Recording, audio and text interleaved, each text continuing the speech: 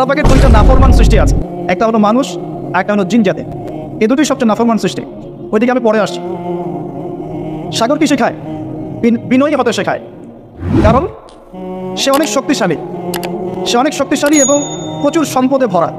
এই সাগর এই পুরো এলাকার বা পুরো দেশের কোটি কোটি মানুষের রিজিকের উৎস। এই সাগর, তার ভিতরে আল্লাহ রিজিক আছে, সম্পদ আছে। অনেক সম্পদে পরিপূর্ণ থাকার পরেও সাগর খুব শান্ত, তার মধ্যে খুব উদ্ধত অহংকারী আচরণ দেখা যায়। ঠিক আল্লাহর জ্ঞানী মানুষরা সমুদ্রের মতো হয়, তাদের ভিতরে অনেক জ্ঞান থাকে, কিন্তু তারপরেও তারা শান্ত থাকে, বিনয়ী থাকে। আর যাদের ভিতরে সম্পদ কম, তাদের লাফালাফি বেশি। কথা বুঝতে পারছেন? সাগর এত শক্তিশালী হওয়া সত্ত্বেও আপনি তার সামনে গিয়ে দাঁড়ালে সে আপনার পা ধুয়ে দেয়। সে এমনই হয়, অনেক শক্তিশালী হওয়া সত্ত্বেও, সম্পদশালী হওয়া সত্ত্বেও তারা আপনার পা ধুয়ে দিন। অনেক শেখার আছে, অনেক কিছু। সাগর সম্পর্কে অনেক আয়াত আছে কোরআনে। যখন সাগরে নৌযান চলাচল করে, তখন আল্লাহ পাক যদি ঝড় ঝাপটা দেন, প্রাকৃতিক কোনো বিপর্যয় দেন, তাহলে মানুষ মুখলেসভাবে আল্লাহকে ডাকা শুরু করে।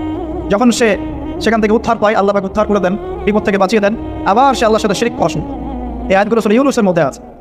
তো আমরা চেষ্টা করব সাগরের মতো সম্পদশালী হওয়ার জন্য। সম্পদশালী ভিতর থেকে, ভিতরে সম্পদ থাকবে, যেমন ভিতরে জ্ঞান থাকবে, কিন্তু বাইরে বিনয়ী ভাব থাকবে। সাগরের মতো পা ধুয়ে দেওয়ার মানসিকতা থাকতে হবে। এবং যখন সে আল্লাহর হুকুমে কর্জন প্রদান করা শুরু করে, তখন কিন্তু সামন পিছন সব ফাঁসিয়ে নিয়ে চলবে। তাই নর্মালি শান্ত থাকতে হবে। যখন আল্লাহর হুকুম আসবে, তখন ছাপিয়েও করতে হবে। কথা কি বুঝতে পারছেন? সমুদ্রের মতো অনেক কিছু শেখার আছে। এগুলো শিখতে হলে আগে দৃষ্টিভঙ্গি চেঞ্জ করতে হয়। সাধারণ মানুষের মতো সব দেখলে হবে না, আপনাকে খিদর আলাইহিস সালামের মতো দেখতে হবে। তার মতো মুসা আলাইহিস সালাম বলছেন যে নৌকা ফুটা করলেন কেন?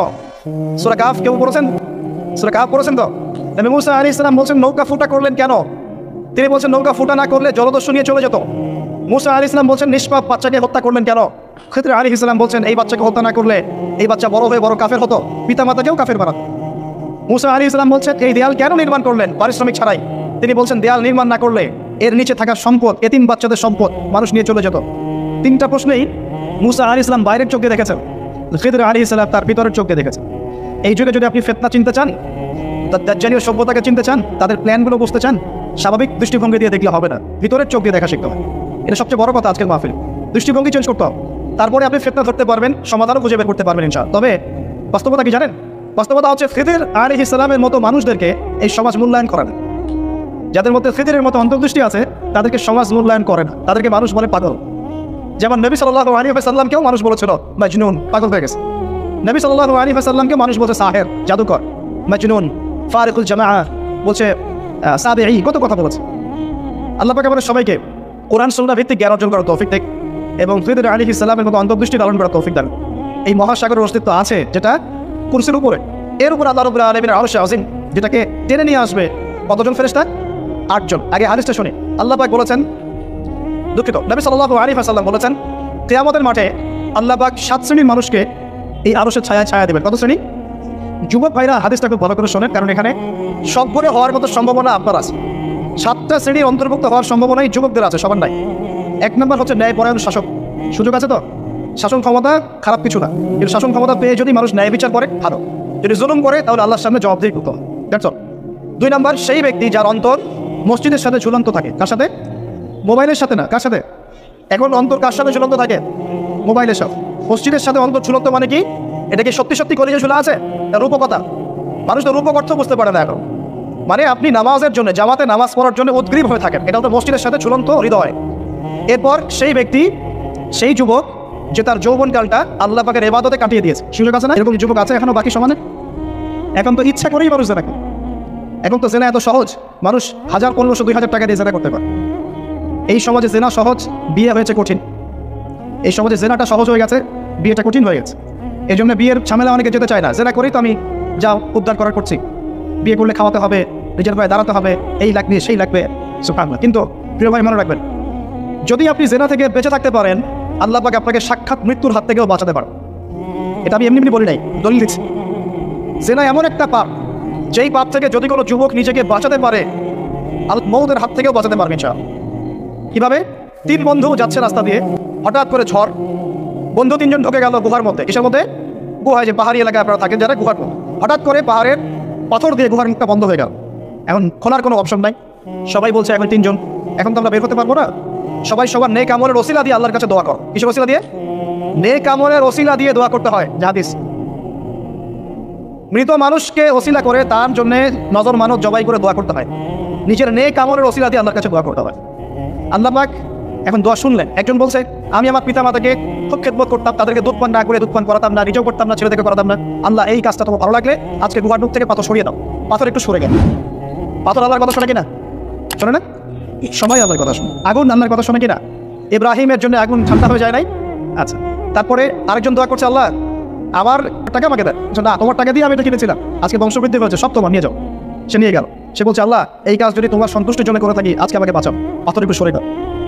এবার তৃতীয় ব্যক্তি, এই ছেলে বলছে, যুবক ছেলে, আল্লাহ আমার একজন চাচাতো বোন ছিল, কে ছিল? এই যে বয়ফ্রেন্ড গার্লফ্রেন্ড, খালাতো বোন, চাচাতো বোন, এখন তো বিচ্ছিরি অবস্থা। এখন এমন একটা অবস্থা, পশ্চিমা সভ্যতার রিপোর্টগুলো পড়ে দেখি, ভাইও বোনের সাথে জানা করে না। ওদের ওখানে নিজের আপন পিতার দ্বারাও মেয়ে সেক্সুয়াল হ্যারাসমেন্টটা শেখায়। ওরা আমাদেরকে শেখায় এখন ভালো কোনটা মন্দ, আর আমরা আমাদের মাথাটা কবে যে বিক্রি করে দিলাম, ওদের কাছ থেকে ভালো মন্দ শিখতে হচ্ছে। কোরআন সুন্নাহ বাদ দিয়ে ওদের কাছ থেকে ভালো মন্দ শিখতে হচ্ছে। তো চাচাতো বোনকে সে খুব ভালোবাসতো, তাকে সে পেতে চাইতো, মানে তার সাথে সেক্সুয়াল সম্পর্ক করতে চায়, সোজা কথা বল। এখন সেই মেয়েকে অনেক প্রস্তাব দেয়, সে মেয়ে রাজি হয় না। শেষে বলে, যদি আমাকে 1000 বা 100 স্বর্ণ মুদ্রা দিতে পারো, দিনার, তাহলে আমি তোমার সাথে সেক্স করবো, মানে জেনা করবো, নাউজুবিল্লাহ। তো সেই ছেলে অনেক কষ্ট করে এই টাকাগুলো বা এই দিনারগুলো অর্জন করে, কামাই করে, দিন রাত পরিশ্রম করে, ঠিক আপনারা যেমন করছেন না। তো এরপর সে তার স্বর্ণ মুদ্রা দেয়, দিয়ে বলে যে এখন আমাকে আমার কাজ করতে দাও। তখন সেই মেয়ে রাজি হয়। ঠিক যে মুহূর্তে তারা সেক্সুয়াল সম্পর্কটা করবে, ঠিক ওই মুহূর্তেই এই মেয়ে বলে ওঠে, হে আল্লাহর বান্দা, আল্লাহকে ভয় দাও। আমি সারা জীবন আমার সতীত্বকে ধরে রেখেছি, কাউকে দেইনি, আমি কারোর সাথে এরকম অন্যায় করি নাই, আমি খারাপ মেয়ে নই, তুমি আমার ইজ্জতটা নষ্ট করো না। কে বলছে কথা? মেয়ে। ওই অবস্থা থেকে কি একটা ছেলের উঠে আসা সম্ভব? এটা কি এতটাই সহজ? এটা কিন্তু সহজ না। সত্যি কথা বলতে এই বিষয়টা কিন্তু এতটাও সহজ না। যারা অবিবাহিত তারা হয়তো বুঝতে পারবে না, বিবাহিতরা বুঝতে পারছে। তো ওই অবস্থা থেকে সেই টাকাগুলো না নিয়ে সেই স্বর্ণমুদ্রা মেয়েকে দিয়ে ওখান থেকে সেই ছেলে উঠে আসে আল্লাহর ভয়ে। সে এখন গুহার মধ্যে আটকা পড়েছে, আল্লাহকে বলছে, আল্লাহ ওই দিন ওই কাজ যদি তোমার সন্তুষ্টির জন্য করে থাকে, আজকে আমাকে মৃত্যুর হাত থেকে বাঁচো। সমস্ত পাথর তাপ করে সরে গেল। এটা কিন্তু কোনো গাল গল্প না, এটা বনু ইসরাইলের ঘটনা, সত্য ঘটনা। এই হাদিস থেকে আমি আপনাকে দলিল দিচ্ছি যে যদি জেনার মতো পাপ থেকে আমি সরে আসতে পারি, সাক্ষাৎ মৌত থেকে আল্লাহ বাঁচাতে পারে। প্রিয় ভাই, সেই যুবক আরো সে ছায়া পাবে যে তার যৌবনকালটাকে আল্লাহর পথে কাটিয়েছে, এবং যে যাকে কোনো সুন্দরী মেয়ে জেনার জন্য আহ্বান করে, সে বলে আমি আল্লাহকে ভয় করি, আমরা তওবা করি, আমরা কোনো প্রকার জেনার পাবে যাবো না। যদি হারাম কোনো সম্পর্ক থেকে থাকে, আজকেই এই নাম্বার ডিলিট করে ফেলতে হবে। আল্লাহ পাক তৌফিক দেন। ডিলিট করার আগে আবার ফোন করে বলেন না যে আজকে থেকে আর কথা বলবেন, তাহলে এই কথা কোনোদিন শেষ হবে না। একবারই বন্ধ, ডিসকানেক্টেড। কার জন্য? আল্লাহর জন্য। এবং এটা করার পরে আল্লাহকে বলতে হবে, আল্লাহ শুধু তোমার ভয়ে এবং তোমার সন্তুষ্টি পাওয়ার জন্য আমি জেনা থেকে বেরিয়ে আসলাম। আল্লাহ তুমি আমাকে হেদায়েত দাও, ঈমান দাও, আমল দাও, এবং তোমার রাস্তায় আমাকে বেহিসাব রিজিক দাও। এবং নেককার কুমারী, নেককার প্রেমময়ী, তাকওয়াবান, মুত্তাকি একজন স্ত্রী আল্লাহ তুমি আমাকে দান করো। ইনশাআল্লাহ আল্লাহ পাক আপনাকে দান। আল্লাহ পাক দান। আল্লাহ পাকের জমিন প্রশস্ত, আল্লাহর হাত প্রশস্ত। আল্লাহর হাতকে সংকীর্ণ মনে করবেন না, আল্লাহর জমিনকে সংকীর্ণ মনে করবেন না। আল্লাহ পাক যাকে ইচ্ছা বেহিসাব রিজিক দিতে পারে। আল্লাহ পাক আমাদের সবাইকে বেহিসাব রিজিক দান করেন বলি আমি। আর কে? আর সেই ব্যক্তি যে এত গোপনে দান করে, যার বাঁ হাত জানে না ডান হাত কি দান করেছে, যার বাঁ হাত জানে না ডান হাত কি দান করেছে। আমাদের মতো নয় যে 10,000 টাকা দান করলে সবাইকে না জানানো পর্যন্ত ঘুম হচ্ছে না, এমন নয়। দান এমন গোপনে করে যে তার বাঁ হাত জানে না ডান হাত কি দান করছে। আল্লাহ পাক আমাদের সবাইকে গোপনে দান করার তৌফিক দেন। এর মানে এই না যে প্রকাশ্যে দান করা যায় না, প্রকাশ্যেও দান করা যায়। অন্যকে উৎসাহিত করার জন্য প্রকাশ্যেও দান করা যায়, কিন্তু গোপন দান আল্লাহর কাছে অনেক বেশি পছন্দের। আর 7 নম্বর সেই ব্যক্তি যে নীরবে নিভৃতে গোপনে আল্লাহর কথা স্মরণ করে কাঁদে এবং তার চোখ দিয়ে অশ্রু প্রবাহিত হয়। এই 7 শ্রেণীর মানুষকে আল্লাহ পাক কিয়ামতের মাঠে আরশের ছায়া দিবে ইনশাআল্লাহ। আমরা কি পেতে চাই? আল্লাহ পাক এই আরশ সবার আগে সৃষ্টি করেছেন। তারপর কি সৃষ্টি করেছেন? কলম। কলম সৃষ্টি করে আল্লাহ পাক বলেছেন উক্তুব, লিখো। কলম বলছে মায় দায়িত্ব, আমি কি লিখবো? আল্লাহ বলছেন কিয়ামত পর্যন্ত যা হবে সব লিখো। লাউহে মাহফুজে কলম লেখা শুরু করেছে, কিয়ামত পর্যন্ত যা হবে সব লেখা হয়ে গেছে। অতএব রিজিক নিয়ে আপনার টেনশন করার কোনো দরকার নেই। যা লেখা হয়েছে পাবেন ইনশাআল্লাহ। যদি হালাল পথে চান হালাল পথে পাবেন, হারাম পথে চাইলে হারাম পথে। আপনি যা তাকদিরে আছে এর বাইরে আপনি কিছু পাবেন, যতই চেষ্টা করেন। আল্লাহ পাক আমাদের সবাইকে তাকদির নিয়ে সন্তুষ্ট থাকার তৌফিক দান। এরপর আল্লাহ পাক এই মহাবিশ্ব সৃষ্টি করেছেন 7 আকাশ, 7টা মহাবিশ্ব। কয়টা? 7টা, মাত্র 6 দিনে। কয় দিনে? 6 দিনে। ফি সিত্তাতি আইয়াম, 6 দিনে। আল্লাহ পাকের একদিন কিন্তু আমাদের দিনের মতো নয়। সূরা মাআরিজের মধ্যে আছে আল্লাহ পাকের একদিন আমাদের 50,000 বছরের সমান। কত হাজার বছর? 50,000 বছর। কিয়ামতের মাঠটাও হবে, ওই দিনটাও হবে 50,000 বছর। ওই 50,000 বছরের সমপরিমাণ দিনে কেউ যদি পিপাসার্ত না থাকতে চায়, হাউজে কাউসারের পানি চায়, সে যেন কোনো বেদাতি আমল না করে, নবীর সুন্নতের উপর থাকে। ইনশাআল্লাহ নবী সাল্লাল্লাহু আলাইহি ওয়াসাল্লাম তাকে হাউজে কাউসারের পানি পান ইনশাআল্লাহ। ওই 50,000 বছরের সমপরিমাণ দিনে যদি আমরা তীব্র রোদে কষ্ট পেতে না চাই, আরশের ছায়া পেতে চাই, তাহলে এই 7 শ্রেণীর অন্তর্ভুক্ত হওয়ার চেষ্টা করতে হবে। আল্লাহ পাক তৌফিক নেন। এখন এই মহাবিশ্ব সৃষ্টি করার পর আল্লাহ পাক সব কাজ বুঝিয়ে দিলেন, প্রত্যেকের কাজ প্রত্যেককে বুঝিয়ে দিলেন। কার কি কাজ? সূর্য কি তার কাজ ফলো করছে কি করছে না? চাঁদ তার কাজ পালন করছে করছে না? এই গ্রহ নক্ষত্র তারকাগুলো তাদের কাজ কি করছে না করছে না? সবাই যার যার কাজ পুঙ্খানুপুঙ্খরূপে করছে। যারা সায়েন্স বোঝেন তারা বুঝবেন, যদি সূর্য যদি 1 বিঘত দূরে চলে যায় তাহলে পৃথিবীর অনেক বড় অংশ বরফে আচ্ছাদিত হয়ে যায়। যদি সূর্য 1 বিঘত কাছে চলে আসে পৃথিবীর তাপমাত্রা বাড়বে, খরা হবে, পৃথিবী উর্বর থাকবে না, পৃথিবী মরুভূমি হয়ে যেতে পারে। তো মহাবিশ্বের প্রতিটা সৃষ্টি আল্লাহ পাকের আদেশ পালন করে চলে, শুধু 2টা সৃষ্টি করে না। কেন করে না? সামনে আসছে। এবার আল্লাহ পাক অন্যান্য মাখলুক সৃষ্টি করেছেন এবং পৃথিবীর জন্য আল্লাহ পাক জিন জাতি সৃষ্টি করেছেন। কোন জাতি? জিন জাতি। পৃথিবী আগে না জিন আগে? বলেন, আগে পৃথিবী। জিন জাতিকে সৃষ্টি করে আল্লাহ পাক পৃথিবীতে থাকার সময় দিয়েছিলেন। তারা তাই করেছিল, আজকের মানুষরা যাই করছে। তারা আল্লাহ পাকের বিরুদ্ধাচরণ করা শুরু করেছে, আল্লাহ পাক তাদেরকে ধ্বংস করে দিয়েছে। তবে একজনকে রেখে দেওয়া হয়েছে। কাকে? তার নাম হচ্ছে ইবলিস। কি নাম? ইবলিস। সে আল্লাহর বড় আবেদ ছিল। আল্লাহর ইবাদত করতে করতে করতে সে এমন একটা মর্যাদা পেয়ে যায় যে ফেরেশতাদের উপরে আল্লাহ পাক তাকে মর্যাদা দিয়েছে। ফেরেশতাদের সর্দার বাড়িয়ে দেওয়া হয়েছে। কাকে? ইবলিস। আচ্ছা, একটা আলোচ্য বিষয় ছিল, এই মহাবিশ্বের অস্তিত্বই ছিল না মানুষ। এমন সময় মানুষের উপর চলে গেছে। আমরা এখন মনে করি মানুষই সবকিছু, নাকি? আল্লাহ বলছেন একটা সময় ছিল মানুষের অস্তিত্বই ছিল। আল্লাহ পাক বহুদিন পরে এবার ফেরেশতাদেরকে ডাকলেন, ডেকে বলছেন, ওয়াইজ ক্বালা রাব্বুকা লিল মালাইকা ইন্নী জাইলুন ফিল আরদি খলিফা। এই আমার ফেরেশতারা, আমি ওই জমিনে, পৃথিবীতে, আরদে আমি আমার খলিফা পাঠাতে চাই। কি চাই? খলিফা পাঠাতে চাই। আল্লাহর খলিফাকে এক কথায় যে আল্লাহর হুকুম মেনে চলে, যে আল্লাহর হুকুম মেনে চলে এবং প্রতিষ্ঠা করে, ন্যায় বিচার প্রতিষ্ঠা করে, সে আল্লাহর খলিফা। যে আল্লাহর হুকুম মানে না, প্রচার প্রতিষ্ঠাও করে না, ন্যায় বিচারও করে না, সে আল্লাহর খলিফা নয়, শয়তানের খলিফা। কথা ক্লিয়ার? আচ্ছা, এবার ফেরেশতারা কি বলছেন? ফেরেশতারা বলছেন, আতাজআলু ফিহা মান ইউফসিদু ফিহা ওয়া ইয়াসফিকু দিমা। আপনি কি এমন কাউকে সৃষ্টি করতে যাচ্ছেন যে পৃথিবীতে গিয়ে ফিতনা ফাসাদ করবে আর রক্তপাত ঘটাবে? কয়টা কাজ করবে? 2টা। ফিতনা ফাসাদ করবে, রক্তপাত ঘটাবে। আজকে সারা দুনিয়ায় মানুষ ফিতনা করছে কিনা? পরিবেশ বিপর্যয় করছে, পলিটিক্সে ফিতনা, ইকোনমিক্সে ফিতনা, সমাজে ফিতনা, কালচারে ফিতনা, এখন এডুকেশনেও ফিতনা, সবখানেই ফিতনা। তো এইটাই ফেরেশতারা বলেছিলেন যে মানুষ ফিতনা সৃষ্টি করবে আর কি করবে? রক্তপাত ঘটাবে। সারা বিশ্বে রক্তপাত ঘটাচ্ছে কিনা মানুষ? ঘটাচ্ছে না? এই তো প্রথম বিশ্বযুদ্ধে কত মানুষ মারা গেছে? 3 থেকে 4 কোটি। 3 থেকে 4 কোটি। নবী সাল্লাল্লাহু আলাইহি ওয়াসাল্লাম এবং সাহাবীরা যত যুদ্ধ করেছেন ইসলামের জন্য, সবগুলো যুদ্ধের পরিসংখ্যান মিলালে 10,000 মানুষও মারা যায় না। 10,000ও না। আর তোমাদের শুধু প্রথম বিশ্বযুদ্ধেই 3 থেকে 4 কোটি মানুষ মারা গেছে। সেকেন্ড ওয়ার্ল্ড ওয়ারে মারা গেছে 7 থেকে 8 কোটি মানুষ। ভিয়েতনাম যুদ্ধে এরকম প্রায় 4 থেকে 5 লক্ষ, আরও বেশি হতে পারে। চায়নায়, রাশিয়ায়, আপনার ইতালিতে যে বড় বড় রেভলিউশন করা হয়েছে, দেখবেন লক্ষ লক্ষ মানুষ মারা গেছে, লক্ষ লক্ষ। এই যে শুরু হয়েছে ইউক্রেন রাশিয়া, এই যুদ্ধ এত তাড়াতাড়ি থামবে না, এই যুদ্ধ এত দ্রুত বন্ধ হবে না, এটা কন্টিনিউয়াসলি চলতে থাকবে। ওদের প্ল্যান ছিল সিরিয়াকে নিয়ে, সিরিয়াকে কেন্দ্র করে তার একটা মালহামা চেয়েছিল, গ্রেট ওয়ার, বিশ্বযুদ্ধ। ওটা হয়নি, আলহামদুলিল্লাহ হয়নি, আলহামদুলিল্লাহ হয়নি। এখন নতুন পরিকল্পনা হচ্ছে যে ইউক্রেন রাশিয়া ইস্যু নিয়ে সারা ওয়ার্ল্ডে একটা ফেতনা সৃষ্টি করে। অলরেডি তারা ফেতনা সৃষ্টি করেই ফেলেছে।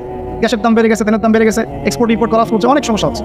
এবং এটাকে জিয়ে রাখা হচ্ছে অস্ত্র দিয়ে, প্রযুক্তি দিয়ে, হ্যাঁ, ট্যাঙ্ক দিয়ে, সমরাস্ত্র দিয়ে ওরা জিয়ে রাখছে যুদ্ধটাকে, যে চলুক, কন্টিনিউয়াসলি চলতে থাক। কারণ তাদের উদ্দেশ্য হচ্ছে পুরো বিশ্বে একটা ব্যাসাকার যুদ্ধ লাগানো। এটা আস্তে আস্তে আপনারা বুঝতে পারেন, আমাকে কিছুই বলতে হবে না, আস্তে আস্তে আপনারা এমনি বুঝতে পারেন। সারা বিশ্বে একটা গ্রেট ওয়ার হতে পারে, যেটাকে মিলিটারি অ্যাফেয়ার্স যারা বুঝেন তারা বলেন যে নিউক্লিয়ার ওয়ার বা পারমাণবিক যুদ্ধের কথা। এটা কিন্তু আমাদের দরজায় দাঁড়িয়ে আছে। আমরা দোয়া করি এমনটা না হোক, কিন্তু হতে পারে। আমরা দোয়া করি এমনটা না হোক, কিন্তু হতে পারে। হলে কি হবে সেই চিন্তা আমাদের করতে হবে। তো যারা বলে ইসলাম তরবারির জোরে ছড়িয়েছে, তাদের এইসব কথা বলার কোনো অধিকার নাই, এদের লজ্জা করা উচিত। কারণ শুধু ফার্স্ট ওয়ার্ল্ড ওয়ারেই 3 থেকে 4 কোটি মানুষকে তারা মেরে ফেলছে। আমরা কি তরবারের জোরে ইসলাম প্রচার করেছি, নাকি আদর্শের জোরে? আমি যা জানি তোমরা তা জানো না। মানে আমার অনেক সুন্দর গুজার বান্দা থাকবে যারা আমার আনুগত্য করবে, আমার বিরুদ্ধাচরণ করবে। আমরা ওই বান্দাদের অন্তর্ভুক্ত হতে চাই, আল্লাহ কবুল করুন। এটা বলে রাখি যে জান্নাতের 120টা কাতার হবে। কয় কাতার? 120 কাতার। এর মধ্যে 80টা কাতার হবে উম্মতে মুহাম্মাদের মতো থেকে। এবার আল্লাহ পাক আদম আলাইহিস সালামকে সৃষ্টি করলেন নিজ হাতে। সূরা সাদের মধ্যে আল্লাহ পাক বলেছেন, খালাকতু বিয়াদাই, আমি নিজ হাতে ওকে সৃষ্টি করেছি। আল্লাহর হাত কেমন সেটা ব্যাখ্যা করার দরকার নেই, এগুলো নিয়ে চিন্তা করতে যাবেন। আল্লাহ পাকের মতোই, কারোর সাথে সাদৃশ্যপূর্ণ নন। আল্লাহ পাক এবার আদম আলাইহিস সালামকে সৃষ্টি করে নাম শিক্ষা দিলেন। ওয়াল্লামা আদামাল আসমাআ কুল্লাহা। এই মহাবিশ্বের যত জ্ঞান আল্লাহ পাক আদম আলাইহিস সালামকে শিক্ষা দিলেন। বলে সুবহান। এখান থেকে দলিল পেলাম আমাদের পিতা বানর থেকে হয় নাই, আমাদের পিতাকে আল্লাহ পাক সৃষ্টি করেছে। আমাদের পিতাকে কে সৃষ্টি করেছে? আল্লাহ রাব্বুল আলামিন। তাও আবার নিজ হাতে, মানে কি? ভালোবাসা দিয়ে, ভালোবেসে, মহব্বতের সাথে। এই খালাকতু বিয়াদাই, আমি নিজ হাতে সৃষ্টি করেছি, এই কথা মানুষ ছাড়া, আদম আলাইহিস সালাম ছাড়া অন্য কারোর জন্য আল্লাহ পাক বলেন নাই। অন্য সবার জন্য আল্লাহ পাক বলেছেন, ইযা আরাদা শাইআন আইয়াকুলা লাহু কুন ফায়াকুন। যখন আল্লাহ পাক কিছু করতে চান খালি বলেন কুন, হও, ফায়াকুন, হয়ে যায়। ওখানে আল্লাহ পাক বলেন নাই সাগর সৃষ্টি করেছে হাত দিয়ে, এই গ্রহ নক্ষত্র সৃষ্টি করেছে আমার হাতে, আল্লাহ পাক এমনটা বলেন না। আদম আলাইহিস সালামকে আল্লাহ পাক কত মহব্বত করেন, আল্লাহ পাক বলছেন যে আমি তাকে আমার নিজ হাতে সৃষ্টি করছি। আর আজকে তোমরা শেখাচ্ছ মানুষকে আস্তাগফিরুল্লাহ, যে মানুষ মানব থেকে কেমন চায়। কত বড় কুফরি, কত বড় শিরক, কত বড় লজ্জা। নিজের সম্মান মানুষ নিজের নষ্ট করতে পারে, নিজের সম্মান নিজে নষ্ট করতে পারে। আমাদেরকে আল্লাহ সৃষ্টি করেছেন আদম আলাইহিস সালাম থেকে। তারপর যান, শুধু সৃষ্টি করেন নাই, আল্লাহ পাক সমস্ত নাম শিক্ষা দিয়েছেন। নাম মানে এখানে শুধু নাম, মঙ্গল, নেপচুন, প্লুটো এগুলো না। নাম মানে হচ্ছে জ্ঞান। নাম মানে কি? জ্ঞান। একটা এক্সাম্পল দেই, যখন আপনি বাচ্চাকে বলেন যে A for Apple, A for কি? অ্যাপল যে শেখাচ্ছেন, অ্যাপল বলতে কিন্তু সে শুধুমাত্র একটা ওয়ার্ড শেখে না, ও কিন্তু শেখে অ্যাপল মানে একটা এমন কিছু যেটা খেতে হয়। কি করতে হয়? খেতে হয়। যখন আপনি শেখান এ ফর অ্যান্ট, ও বুঝতে পারে অ্যান্ট হচ্ছে একটা সৃষ্টি, এটা চলাচল করে, কালো কালো দেখতে, ও কিন্তু মাথার মধ্যে ওটা ছবি এঁকে দেয়। তো এটা নাম মানে শুধু নাম না, জ্ঞান। আল্লাহ পাক আদম আলাইহিস সালামকে সমস্ত জ্ঞান শিক্ষা দিলেন। আল্লাহ আল্লাহ বলছেন আমি মানুষকে সেই জ্ঞান শিক্ষা দিয়েছি যা মানুষ জানতো না। মানে আমরা সৃষ্টিগতভাবে জ্ঞানী ছিলাম না, আল্লাহ পাক জ্ঞান শিক্ষা দিয়েছেন। কোন জ্ঞান শিক্ষা দিয়েছেন? যে জ্ঞান ফেরেশতাদেরও ছিল না। বলেন সুবহানাল্লাহ। আল্লাহ পাক জ্ঞান শিক্ষা দিয়ে ফেরেশতাদের সামনে নিয়ে গিয়ে বলছেন তোমরা এই নামগুলো বড় দেখি। ফেরেশতারা বলছেন লা ইলমা লানা ইল্লা মা আল্লামতানা, আল্লাহ আমাদের তো সেই জ্ঞান নাই, যা আপনি শিখিয়েছেন অতটুকুই জানি, আর বেশি জানি না। এবার আল্লাহ পাক বলছেন ইয়া আদম আনবিহুম বিআসমাইহিম, আদম তুমি সব নাম বলে দাও দেখি। আদম আলাইহিস সালাম সমস্ত নাম দর করে সব বলে দাও। আমাদের পিতা জ্ঞানী ছিলেন না? ছিলেন না। আল্লাহ পাক নিজে তাকে জ্ঞান শিক্ষা দিয়েছে। আর আমরা বলছি মানুষ আস্তাগফিরুল্লাহ অন্য প্রাণী থেকে আসছে। সুবহানাল্লাহ, কত অদূরদর্শী মানুষেরা। তাকে আদম আলাইহিস সালামকে বলছেন তুমি নাম বলে দাও, তিনি সব নাম বলে দিলেন। এবার গিয়ে আল্লাহ পাক ফেরেশতাদেরকে বলছেন এবার তোমরা একটা কাজ করো। ইয কুলনা লিল মালাইকাতি ইসজুদু লি আদম, তখন আল্লাহ পাক বলছেন যে আমি ফেরেশতাদেরকে বললাম তোমরা সবাই এখন আদমকে সিজদা করো। বলেন সুবহানাল্লাহ, কত সম্মান আমাদের পিতার। মহাবিশ্বে ফেরেশতাদের সামনে আল্লাহ পাক তাকে সিজদা করালেন ফেরেশতাদেরকে দিয়ে। ফাসাজাদু, সবাই সিজদা করলো, ইল্লা ইবলিস, কে সিজদা করলো না? ইবলিস। এখানে একটা বিষয় মনে রাখেন, আমাদের পিতাকে কিসের কারণে সম্মানিত করা হয়েছে? শারীরিক গঠন, চেহারা সৌন্দর্য, টাকা পয়সা, রিজিক, কোনটার কারণে? এইটাই মনে রাখবেন। মুসলিম উম্মাহ যদি আজকে সারা বিশ্বের নেতৃত্ব দিতে চায়, সবাইকে জ্ঞানী হতে হবে, জ্ঞানের বিপ্লব ঘটাতে হবে। বলেন সুবহানাল্লাহ, বলেন আমিন। এই জ্ঞানের বিপ্লব ঘটাতে পারলে ইনশাআল্লাহ মুসলিম উম্মাহ আবার সেই জায়গায় যাবে যেখান থেকে আমরা এসেছি। জ্ঞান ছাড়া আমরা কিছু করতে পারবো না। আর এই জ্ঞান মানে শুধু একমুখী শিক্ষা নয়, জেনারেল শিক্ষা, ইসলামিক শিক্ষা, এই দুটাকে হারমোনিয়াসলি কম্বাইন্ড করতে হবে, করে এমন জ্ঞান অর্জন করতে হবে যে জ্ঞান দিয়ে বিশ্বকে আমরা চ্যালেঞ্জ করতে পারি। এটাই এই বিশ্বের সবচেয়ে বড় চ্যালেঞ্জ এখন, মুসলিমদের সবচেয়ে বড় চ্যালেঞ্জ এখন এটাই। ইসলামিক শিক্ষা এবং জেনারেল শিক্ষাকে একত্রিত করে এমন প্রজন্ম তৈরি করা যে প্রজন্ম আগামী দিনে উম্মাহকে নেতৃত্ব দেবে। এই একটা কাজ যদি কেউ করে যেতে পারে, আল্লাহ পাক তৌফিক দেয়। আমরা দোয়া করি আল্লাহ পাক এমন নেতা আমাদের উপরে নিয়ে আসুক যারা এরকম প্রজেক্ট লঞ্চ করতে পারে। বলেন আমিন। দোয়া করতে কোনো সমস্যা? অথবা যদি কেউ হাল না ধরে, আল্লাহ পাক যেন এমন কিছু মানুষ তৈরি করে দেন যারা এই জ্ঞানতাত্ত্বিক বিপ্লব নিয়ে কাজ করবে। এটা সবচেয়ে ইম্পর্টেন্ট কাজ এখন। না হলে আজকে থেকে 20-30 বছর পরে এই প্রজন্মকে আপনি আর খুঁজে পাবেন। দেখবেন এমন প্রজন্ম চলে আসছে যারা বলবে আল্লাহর সাথে আমাদের কোনো সম্পর্ক নাই, নামাজ পড়বে না, রোজা রাখবে না, যাকাত দিবে না, আল্লাহকে চিনবে না। দেখে নিয়েন, আমরা দোয়া করি এমনটা না হোক, কিন্তু যদি আমরা হাল ছেড়ে দিই এখন এমনটাই হবে। এটা খিদরের দৃষ্টিভঙ্গি দিয়ে আপনাদেরকে বললাম, জ্ঞানতাত্ত্বিক রেভলিউশন দরকার। যদি কেউ কোনো উদ্যোগ না গ্রহণ করে, অ্যাটলিস্ট বাসায় পারিবারিক কোনো অপশন নাই। এবার ফাসাজাদু, সবাই সিজদা করেছে, ইল্লা ইবলিস, ইবলিস করে নাই। কেন করছে না? ইবলিসের সমস্যাটা কি? ইবলিসকে আল্লাহ পাক জিজ্ঞাসা করছেন, মা মানাআকা আল্লা তাসজুদা ইযা আমারতুক, আমি তোমাকে আদেশ করলাম আদমকে সিজদা করতে, কে তোমাকে নিষেধ করলো সিজদা করতে?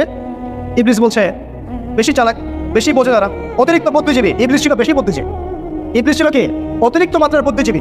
আচ্ছা, আমাদের সমাজের কিছু মানুষ, ও বলছে খালাকতানি মিন নার, আমাকে সৃষ্টি করেছেন আগুন দিয়ে, আগুন তো সুপিরিয়র মাটির চাইতে। খালাকতাহু মিন তিন, আর আপনি এই আদমকে সৃষ্টি করেছেন মাটি থেকে, কাদা মাটি দিয়ে, আমি কেন আদমকে সিজদা করতে চাই? যুক্তি, অতি যুক্তিবাদী, অতি বুদ্ধি। আল্লাহ পাক বলছেন ফাখরুজ মিনহা ফাইন্নাকা রাজিম, এখান থেকে বের হয়ে যাও, তুমি অভিশপ্ত। ফাইন্না আলাইকা লা'নাতা ইলা ইয়াউমিদ্দিন, আমার আদেশ লঙ্ঘন করার কারণে কিয়ামত পর্যন্ত তোমার উপর লানত, অভিশাপ বসবে। আল্লাহ পাক তাড়িয়ে দিলেন একদম, থ্রোন অ্যাওয়ে। আমরা বলি না আউযু বিল্লাহি মিনাশ শাইতানির রাজিম, রাজিম শব্দের মানে হচ্ছে বিতাড়িত, থ্রোন অ্যাওয়ে, কাস্ট, যাকে অভিশাপ করা হয়েছে। এবার ভালো করে শোনেন প্রিয় ভাই, ইবলিসের স্টেটমেন্টগুলো শোনেন।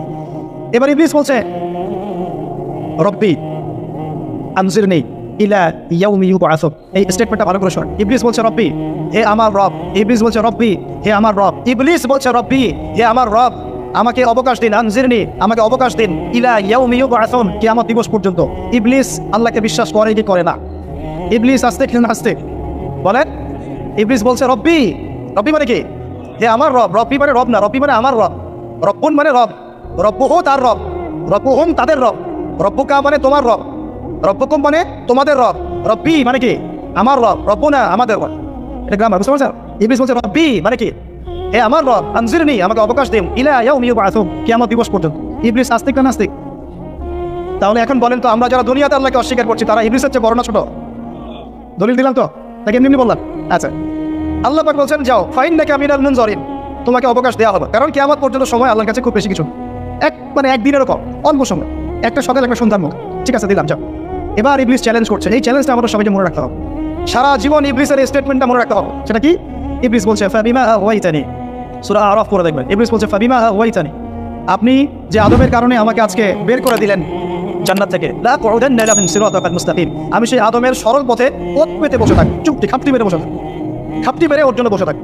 আর সুম্মা লাতিয়ান্না মিন বাইনি আইদিহিম, আমি অবশ্যই তার সামন থেকে আসবো। সুম্মা লাতিয়ান্নাহুম মিন বাইনি আইদিহিম, আমি আদম সন্তানদের সামন থেকে আসবো, সামন থেকে মানে সরাসরি ওয়াসওয়াসা দিব। ওয়া মিন খালফিহিম, পেছন থেকে আসবো মানে পিছন থেকে ওয়াসওয়াসা দিব। ওয়া আন আইমানিহিম, ডান দিক থেকে ওয়াসওয়াসা দিব। ওয়া আন শামাইলিহিম, বাম দিক থেকে আসবো। ওয়া লা তাজিদু আকসারাহুম শাকিরিন, আপনি বেশিরভাগ আদম সন্তানকে শুকরগুজার পাবেন। ইবলিস ঠিক বলেছে না ভুল বলেছে? বেশিরভাগ মানুষ নামাজ পড়ে না, বেশিরভাগ মানুষ সুদ খায় না, বেশিরভাগ মেয়ে এখন বেপরদায় চলে কি চলে না, বেশিরভাগ মানুষ এখন অন্যায় করে কি করে না, বেশিরভাগ মানুষই আল্লাহ থেকে দূরে চলে। ইবলিস কিন্তু ঠিকই বলেছে, ঠিক বলে না? আচ্ছা, আল্লাহ পাক বলছেন ঠিক আছে যাও, তোমার চ্যালেঞ্জ তোমার জায়গায়, তবে আমার বান্দারা যদি সারা জীবনও অন্যায় করার পরে একবার, যদি খালি একবার একটাবার মন থেকে তাওবাতুন নাসুহা মানে প্রকৃত তওবা করে, খালেস তওবা করে, আল্লাহর কাছে ফিরে আসে, বলে আস্তাগফিরুল্লাহ, আল্লাহ আমাকে মাফ করে দাও, রব্বিগফির ওয়ারহাম, আল্লাহ মাফ করো, ক্ষমা করো, আস্তাগফিরুল্লাহ আল্লাযী লা ইলাহা ইল্লা হুয়াল হাইয়্যুল কাইয়্যুম ওয়া আতুবু ইলাইহি, বা আমার কাছে একটাবার যদি মাফ চায়, ক্ষমা চায়, তার সারা জীবনের গুনাহ আমি মাফ করে দেব। আর কি চাই? এই বললাম না আমাদেরকে ভালোবেসে আল্লাহ সৃষ্টি করছে। এবার ইবলিস চলে গেল, আর আদম আলাইহিস সালামের পাঁজর থেকে আল্লাহ পাক সৃষ্টি করলেন হাওয়া আলাইহিস সালাম। বলে সুবহানাল্লাহ, কারণ সঙ্গিনী ছাড়া আমরা চলতে পারবো। যারা চিরকুমার সঙ্গে নাম লেখাচ্ছ এগুলো থেকে বের হয়ে আসবে। এখন চিরকুমার থাকার টেন্ডেন্সি মানুষের, চিরকুমার থাকতে হবে কেন?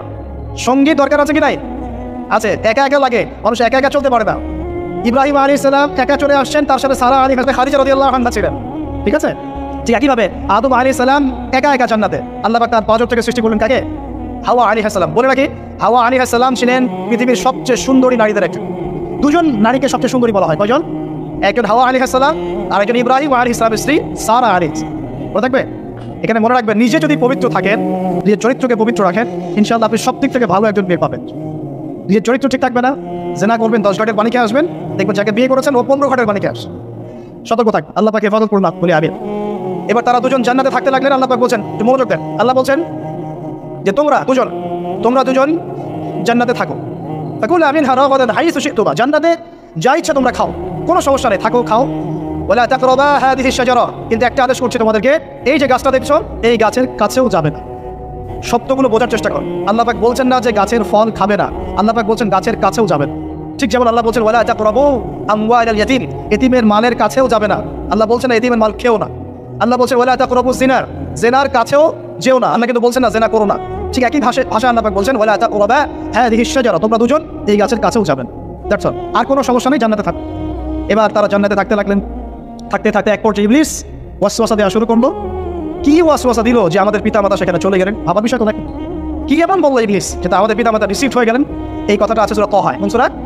তাহা পড়ে দেখবেন। আল্লাহ পাক বলছেন, ইবলিস আমাদের পিতাকে বোঝাচ্ছে, বলছে ইয়া আদম, হে আদম, হাল আদুল্লুকা, আমি কি তোমাকে জানিয়ে দেব, খবর দিব, আলা শাজারাতিল খুলদি ওয়া মুলকিন লা ইয়াবলা, এমন একটা গাছের কথা কি জানিয়ে দিব যেই গাছের কাছে গেলে বা তার ফল খেলে তুমি দুটো জিনিস পাবে, চিরস্থায়িত্ব পাবে, কোনোদিন মরবে না, আর বিশাল ক্ষমতার মালিক হবে। অন্য আয়াতে আসছে তোমরা ফেরেশতা হয়ে যাও। এই দুটো কথা। তাহলে কি প্রলোভন দিল? চিরস্থায়িত্বের প্রলোভন এবং কি অমরত্বের প্রলোভন, অমরত্ব এবং ক্ষমতা। একটু মনোযোগ দেন, এই দুনিয়াতে যারা আল্লাহর পথ থেকে বিচ্যুত হয়ে গেছে বেশিরভাগ এই দুটো ক্ষমতার ফাঁদে, না হলে দুনিয়ার এই যে মোহ, অমরত্ব, দুনিয়ার জীবন নিয়ে পড়ে থাকা, এই দুনিয়ার প্রেমেই মানুষ নিজের পথ হারিয়ে ফেলেছে। এই দুটোই হয়েছে। এক পর্যায়ে পিতা মাতা চলে গেলেন, ফল খেয়ে ফেললেন, যদিও ফল খাওয়ার কথাটা কোরআনে নাই, কোরআনে আছে তারা গাছের কাছে চলে গেলেন। কি হতো গাছের কাছে যাওয়ার পরে? লক্ষ্য করেন, যখন তারা গাছের কাছে চলে গেলেন, প্রথম যে ঘটনা ঘটলো, তাদের যে কাপড় ছিল জান্নাতের কাপড়, গায়ে কাপড়টা থাপাস করে খুলে পড়ল। এখানে যদি আপনার কাপড়টা খুলে যায় কেমন লাগবে? বা কেউ যদি জোর করে কাপড় আপনার খুলে ফেলে কেমন লাগবে? কেউ যদি 10 জন জোর করে ধরে আপনার কাপড় খুলে দেয় কেমন লাগবে? আপনি নিজের জীবনের চাইতে বেশি কাপড়টা ধরে রাখার দিকে মনোযোগী হবেন না? আমাদের পিতা মাতাকে শয়তান জান্নাতে ফেরেশতাদের সামনে নগ্ন করে কাপড় খুলে পড়ে গেল। তার মানে জান্নাতে আমাদের পিতা মাতাকে নগ্ন করেছে কে? ইবলিস। তাহলে দুনিয়াতে যারা এখন আমাদের গা থেকে কাপড় খুলতে চায়, বেপরদায় চলতে চায়, পর্দাকে কুপ্রথা বলে, কুসংস্কার বলে, যারা বলে যে অশ্লীলতার বিপ্লব ঘটুক, পোশাকের কোনো বাধা নিয়ম না থাকুক, সবাই স্বাধীন, যারা নগ্নতা অশ্লীলতার পোশাক চায়, যারা মুসলিমদের গা থেকে কাপড় খুলতে চায়, এরা তাহলে কার হয়ে কাজ করছে? যেই কাজ শয়তান করেছে জান্নাতে, ওই কাজই তারা করছে এখন জমিন। কথা কি প্রমাণ করতে পারলাম? প্রথম দুর্ঘটনা কোনটা? প্রথম দুর্ঘটনা এটা নয় যে তারা আল্লাহর হুকুম আহকাম ত্যাগ করেছেন, আল্লাহকে অস্বীকার করেছেন, কুফরি করেছেন, শিরক করেছেন, এগুলো হয়নি প্রথমে। সর্বপ্রথম দুর্ঘটনা হয়েছে গা থেকে কাপড় খুলে পড়ে গেছে, তাও জান্নাতে সবার সামনে। এবার আমাদের পিতামাতার কি অবস্থা চিন্তা করে, লজ্জাস্থান প্রকাশিত হয়ে গেছে। এবার তারা জান্নাতের গাছের পাতা ছিঁড়ে ছিঁড়ে ছিঁড়ে গা এই লজ্জাস্থান ঢাকা শুরু করবেন। এটা সূরা আরাফের মধ্যে আছে। এবার আল্লাহ পাক তাদেরকে বললেন, আলাম আকুল লাকুমা, আমি কি তোমাদের দুজনকে বলি নাই, ইন্নাশ শাইতানা লাকুমা আদুউম মুবিন, শয়তান তোমাদের স্পষ্ট শত্রু, আমি কি তোমাদেরকে বলি নাই? এবার আমাদের পিতামাতা দরদর করে চোখের পানি ফেলে দিয়ে আল্লাহকে বলছে, রব্বানা যালামনা আনফুসানা ওয়া ইন লাম তাগফির লানা ওয়া তারহামনা লানাকুনান্না মিনাল খাসিরিন। এই দোয়া করার পর আল্লাহ পাক তাদেরকে মাফ করে দিলেন, বলে সুবহানাল্লাহ। কিন্তু জান্নাতে আর থাকা হলো না, জান্নাতে আর থাকা হলো না। আমরা অনেকে মনে করি এই ঘটনার কারণে হয়তো আল্লাহ পাক তাদেরকে নামিয়ে দিয়েছেন। এই কথাও ঠিক না। কেন ঠিক না? কারণ আল্লাহ পাক দুনিয়া সৃষ্টি করেছেন আগে, আর আল্লাহ আগেই মানুষ সৃষ্টি করার আগেই আল্লাহ পাক বলেছেন দুনিয়াতে আমার খলিফা পাঠাবো।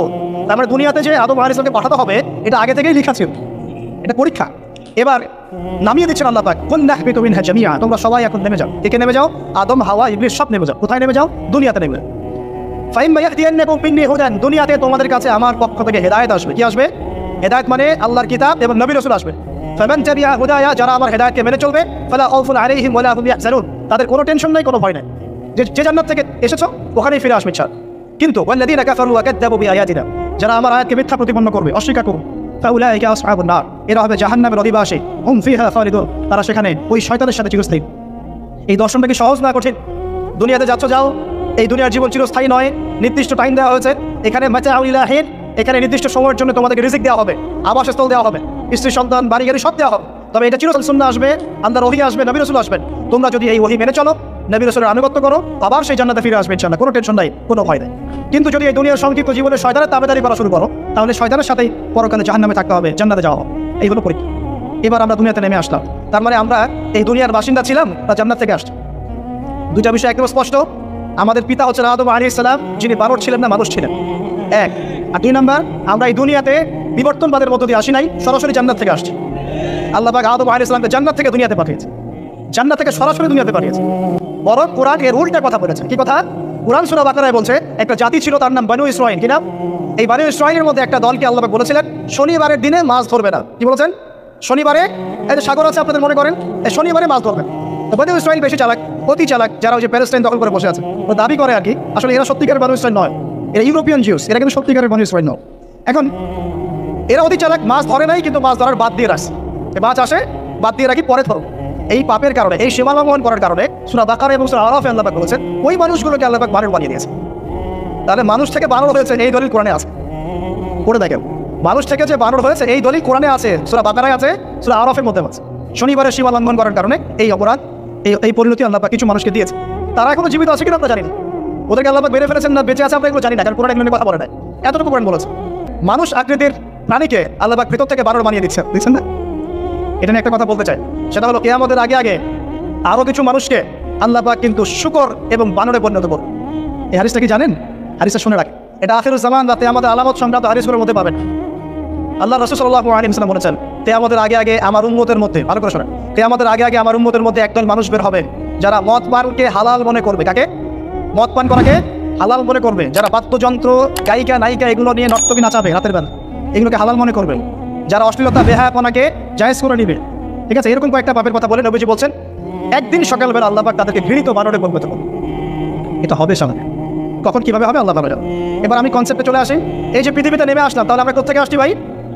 আমরা কি পৃথিবীর অধিবাসী ছিলাম? আমরা জান্নাতে ছিলাম, ওখান থেকে আল্লাহ পাক পাঠিয়েছে। এবার পৃথিবীতে এসে আদম আলাইহিস সালামের যুগে খুব একটা দুর্ঘটনা ঘটে নাই, একটা ঘটেছে। ওটা একটা, ভাই হাবিলের কুরবানি কবুল হয়, কাবিলের অন্তর্দাহ হয়, জ্বালা হয়। কেন হাবিল একটা কবুল হবে, কাবিলের কেন হচ্ছে না? এই হিংসার বশবর্তী হয়ে কাবিল হাবিলকে হত্যা করে ফেলে। হত্যা করে লাশটা দাফন করার পদ্ধতি তার জানা ছিল। আল্লাহ কাককে পাঠালেন, কাককে দেখে সে শিখল। প্রথম দুর্ঘটনা হচ্ছে হাবিল কাবিলের দুর্ঘটনা।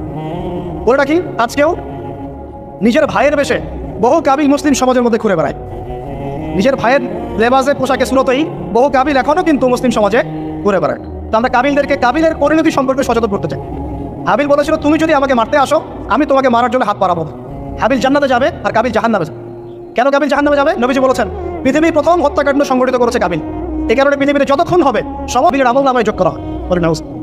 একটা কথা মনে রাখবেন, সদকায়ে জারিয়া যেমন আছে, গুনাহে জারিয়াও আছে। একটা মদের দোকান দিয়েছেন, যত মানুষ মদ খাচ্ছে সমস্ত গুনার একটা অংশ আপনার কাছে আসছে। সিনেমা হল করেছে, মানুষ সারাদিন নেকটা ছবি দেখে, নগ্ন ছবি দেখে, যত মানুষ এখানে পাপ করবে সমস্ত পাপের একটা অংশ আপনার কাছে যায়। আবার একটা মাদ্রাসা করেছেন, যত মানুষ এখানে দিনই ইলম শিখবে, এই নেকির একটা অংশ আপনি পাবেন। মরে গেলেও কবরে পাবেন। আল্লাহ পাক আমাদের সবাইকে সদকায়ে জারিয়া করার তৌফিক দেয়, গুনাহের জারিয়া থেকে বাঁচিয়ে রাখুন, খুব খেয়াল রাখবেন। আল্লাহ পাক আমাদের হেফাজত করুন বলি আমি। এবার ওই যুগ শেষ, নূহ আলাইহিস সালামের যুগ। এই যুগে আল্লাহর একই সুন্নাত, নূহ আলাইহিস সালাম 950 বছর দাওয়াত দিলেন, 40টা বা 80টা পরিবার ইসলাম কবুল করেছে, বাকিরা করেন। যারা করে নাই আল্লাহ পাক তাদেরকে ডুবিয়ে মারলেন, যারা করেছে আল্লাহ পাক উদ্ধার করুন। সোজা কথা। আজকে সারা পৃথিবীতে যত মানুষ আমরা বেঁচে আছি না, আমরা কোনো না কোনোভাবে ওই 80 পরিবারের সদস্য। আমরা ভাই আমরা ওই ফ্যামিলি, 80 ফ্যামিলির অন্তর্ভুক্ত। কিরকম করে? নূহ আলাইহিস সালামের 4 সন্তান ছিল। 5 সন্তান? এক সন্তানের নাম হচ্ছে হাম। কি নাম? হাম ছিল একটু কালো বর্ণের। হামকে দিয়ে আফ্রিকার কন্টিনেন্টে যত মানুষ দেখছেন ব্ল্যাক স্কিনের, কালো স্কিন, এরা সবাই হামের বংশধর। মজা না বিষয়টা? মানুষের অস্তিত্ব পৃথিবীতে, ইতিহাস, এগুলো খুব ইন্টারেস্টিং টপিক। ইতিহাস পড়তে থাকলে আপনি ডুবে যাবেন। কত কিছু বিশ্ব হয়েছে আর কত কিছু হবে সামনে, সুবহানাল্লাহ। তখন আপনার অস্তিত্ব জানান দেবে যে আমি কত ক্ষুদ্র, মহাবিশ্ব কত বড়, আল্লাহ কত বড়, কত সময় চলে গেছে আর আমি এই সময় কি করছি। এক ভাইয়ের নাম শাম। এই শামকে কেন্দ্র করে এই আরবের যে মানুষগুলো আছে, আরব অ্যারাবিয়ান, এরা শামের বংশধর। আরেক ভাইয়ের নাম ইয়াফাস। কি নাম? ইয়াফাসের বংশধর হচ্ছে পশ্চিমারা, রোমক যারা তারা। আরেক ভাইয়ের নাম ছিল কেনান। কি নাম? কেনান। এ ইমান নিয়ে আসে নাই, ওই যে প্লাবনে ডুবে মরে গেছে। মরে যাওয়ার পরে আদম আলাইহিস সালাম বলেছিল, আল্লাহ আমার পরিবারের অন্তর্ভুক্তকে মাফ করে দাও।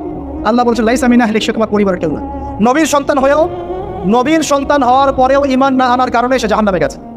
আর আমরা আর কি এমন মানুষ, অমুক আলেমের সন্তান, অমুক বক্তার সন্তান, হ্যাঁ অমুক পীরের নবাবজাদা, অমুক তমুক, এইসব বড়াই করে লাভ নেই। আমল, আকিদা, ইমান যদি ঠিক না থাকে, আমাদের বংশ পরিচয় আমাদেরকে বাঁচাতে পারো, আমাদের দেশ জাতীয়তাবাদ বর্ণ বাঁচাতে পারো। যার যার কবরে তাকে তাকে চোখাও। নিজের আমল নিয়ে ফিকির কর, নিজের কবর নিয়ে ফিকির কর। অন্যের দিকে চোখ দেওয়া বন্ধ করেন, আগে নিজের কবর ফিকির কর। আল্লাহ সবাইকে তৌফিক এনায়েত করুন। যারা বুদ্ধিমান তারা নিজেকে নিয়ে ব্যস্ত থাকে, যারা অহংকারী উদ্ধত এরা মানুষের পিছনে পড়ে যায়। আল্লাহ পাক আমাদের সবাইকে নিজের চেহারা আয়নায় দেখার তৌফিক দান করুন। হ্যাঁ প্রিয় ভাইরা, নূহ আলাইহিস সালামের যুগ চলে গেল, 950 বছর দাওয়াত দেওয়ার পরে এই পরিণতি হয়েছে। এরপরে আসছে ইব্রাহিম আলাইহিস সালামের সময়। আল্লাহ পাক তাকে উদ্ধার করেছেন, অগ্নি পরীক্ষা থেকে বাঁচিয়েছেন, নমরুদকে আল্লাহ পাক ধ্বংস করেছেন। আল্লাহ পাক এরপরে এনেছেন আদ জাতির হুদ আলাইহিস সালাম এবং তার অনুসারীদেরকে আল্লাহ পাক বাঁচিয়েছেন, বাকিদেরকে ধ্বংস করে দিয়েছেন ঝড় দিয়ে, বায়ু প্রবাহ দিয়ে। সামুদ জাতি এসেছে, সামুদ জাতিকে আল্লাহ পাক ধ্বংস করেছেন বজ্রপাত দিয়ে, বিদ্যুৎ দিয়ে। আর সালেহ আলাইহিস সালাম এবং তার অনুসারীদেরকে বাঁচিয়ে দিয়েছে। ফেরাউনের যুগ এসেছে, আল্লাহ পাক মুসা আলাইহিস সালাম এবং বনু ইসরাঈলকে বাঁচিয়েছেন, ফেরাউনকে ডুবিয়ে মেরেছেন লোহিত সাগর। ঈসা আলাইহিস সালামের যুগ আসছে, একই সুন্নাত। ঈসা আলাইহিস সালামকে আল্লাহ পাক শুধু রক্ষাই করেন নাই, নিজের কাছে উঠিয়ে নিয়েছে। সুবহান, তিনি আবারও আসবেন পৃথিবীতে ইনশাআল্লাহ।